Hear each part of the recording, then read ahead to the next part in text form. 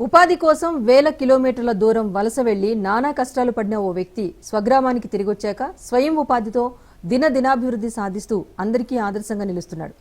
ఉన్న చోటే ప్రకృతి వనరులను సద్వినియోగం చేసుకుంటూ అదనపు ఆదాయాలను సమకూర్చుకున్న తీరు అందరినీ ఆశ్చర్యపరిచేలా చేస్తోంది. కూలీ నుంచి ఆల్ ఇన్ వన్ ఎంటర్‌ప్రెన్యూర్ దిశగా అడుగులు వేస్తున్న ఓ వ్యక్తి విజయ ప్రస్థానంపై రాజ్ న్యూస్ ప్రత్యేక కథనం.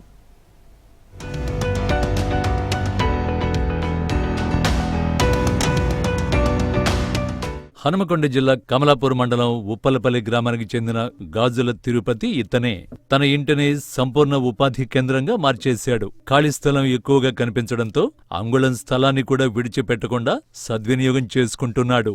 మొదట్లో ఉపాధి కోసం గుజరాత్ రాష్ట్రంలోని సూరత్కు వలస వెళ్లిన గాజుల తిరుపతి అక్కడ అనేక కష్టాలు పడ్డాడు. కొంత డబ్బు సంపాదించుకుని తిరిగొచ్చాక అదే కష్టాలు ఇంటి వద్ద చేసుకుంటే ఉపాధికి ఢోకా ఉండదన్న ఆలోచనతో కిరాణం దుకాణాన్ని ఏర్పాటు చేసుకున్నాడు. గ్రామంలో ఫ్లోర్ మిల్లు లేకపోవడంతో దాన్ని ఏర్పాటు చేసుకున్నాడు. అటు తర్వాత ఇంటి వెనుక ఖాళీ స్థలం ఉండడంతో కుటుంబ అవసరాల కోసం రకరకాల కూరగాయల మొక్కలు పెంచాడు.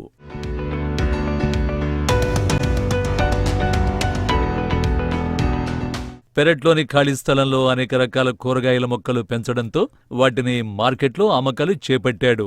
మొక్కల కోసం నీటి ట్యాంకులకు బదులు నీటి తొట్టెలు ఏర్పాటు చేసుకుని ఆ తొట్టెల్లో చేపల పెంపకాన్ని ప్రారంభించాడు. ప్రతిరోజు చేపల తొట్టెలోని నీటిని మొక్కలకు విడుస్తూ సేంద్రియ పద్ధతిలో కూరగాయలు పండిస్తూ ఆదాయాన్ని రెట్టింపు చేసుకున్నాడు గాజుల తిరుపతి.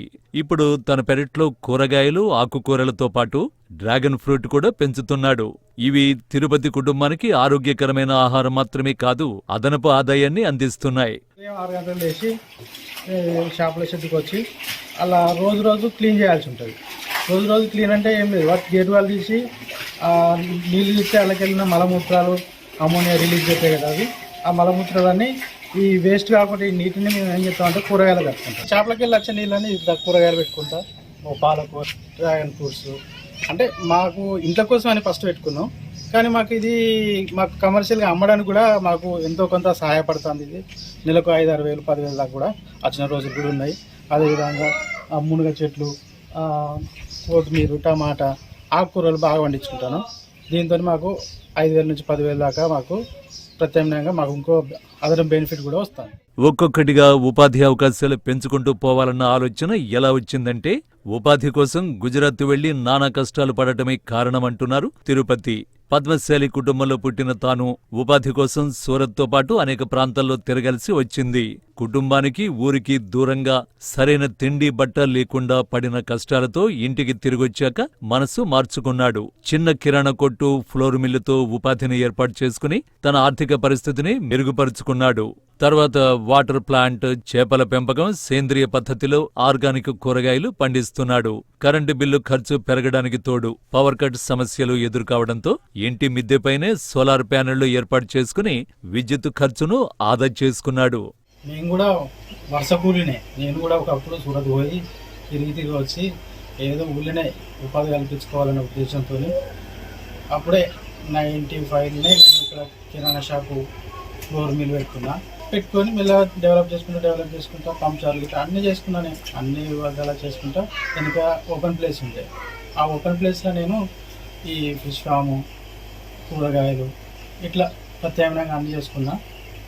ఓకే, మళ్ళీ ఈ కరెంటు బిల్లు కూడా బాగా బిల్లులు వస్తాయి అనే ఉద్దేశంతో నేను దీనికి ప్రత్యామ్నాయంగా సోలార్ కూడా పెట్టుకొని విద్యుత్తును కూడా ఆదా చేసుకుంటాను. ఇప్పటి వరకు నాకు పెద్ద ఇబ్బంది లేదు. ఎక్కడికో పోయి సూరత్, డిమాండ్, అమెరికా, దుబాయ్ తిరిగేదానికంటే మనం ఉన్న కాడనే ఏదో ఒకటి ఉపాధి చేసుకుంటూ ఉంటే బాగుంటుందని నేను అనుకుంటున్నా. నిరుపేదలకు గవర్నమెంట్ ప్రోత్సాహం ఇచ్చి ఆదుకుంటే నాలాగా చాలా మంది వృద్ధిలోకి వస్తారని భావిస్తున్నాను. ఇంటినే సంపూర్ణ ఉపాధి కేంద్రంగా మార్చుకున్న గాజుల తిరుపతి ఎంతో మందికి ఆదర్శంగా నిలుస్తున్నాడు. మనసుంటే మార్గం కనిపిస్తుందనే నమ్మకంతో ప్రకృతి వనరులను సద్వినియోగం చేసుకుంటూ తాను పడిన కష్టాల ప్రయోగాలను ఇతరులతో పంచుకుంటున్నాడు. ఆర్గానిక్ పద్ధతిలో మొక్కలు ఎలా పెంచుకోవాలి, చేపలు ఎలా పెంచుకోవాలనే ఆసక్తితో వచ్చిన వారికి దగ్గరుండి అన్నీ చూపుతూ ఎంతో మందికి ప్రేరణగా నిలుస్తున్నాడు.